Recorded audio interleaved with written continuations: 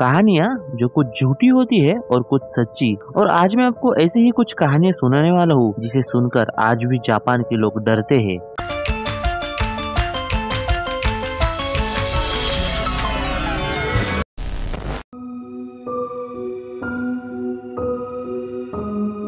किसारागी station एक मनगढ़ंत जगह जो कुछ लोग बोलते हैं, पर जिन्होंने भी इसे देखा है वो लौट कर कभी भी नहीं आया। 2004 में ही ऐसी एक कहानी सामने आई।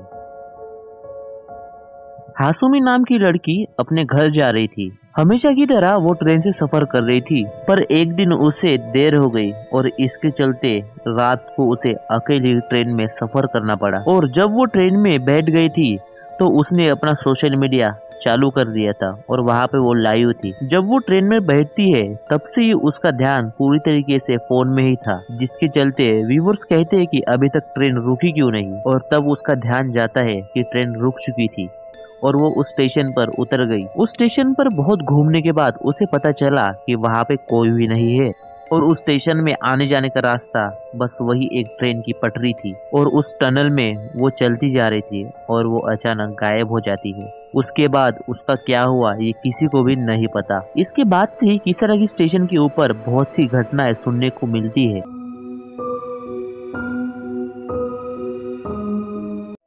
जापान में एक भयानक कहानी है जिसे लोग ड्रीम स्कूल कहते हैं। इसके मुताबिक अगर कोई यह कहानी सुन लेता है तो वो श्रापित हो जाता है 7 दिनों के अंदर।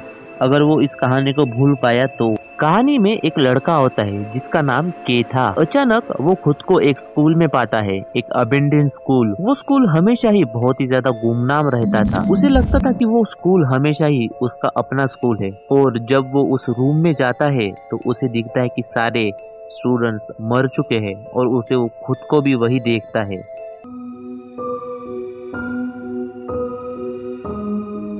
कुचिसाकी ओना, जिसका मुंह कटा हुआ है, और अगर वो आपको मिल जाती है तो वो एक सवाल पूछती है जिसके कारण आप मर जाते हो। वो कहते हैं कि मैं सुंदर हूँ। अगर आपने हाँ कहा तो वो आपको मार देती है और अगर आपने ना कहा तो भी आप मारे जाते हो।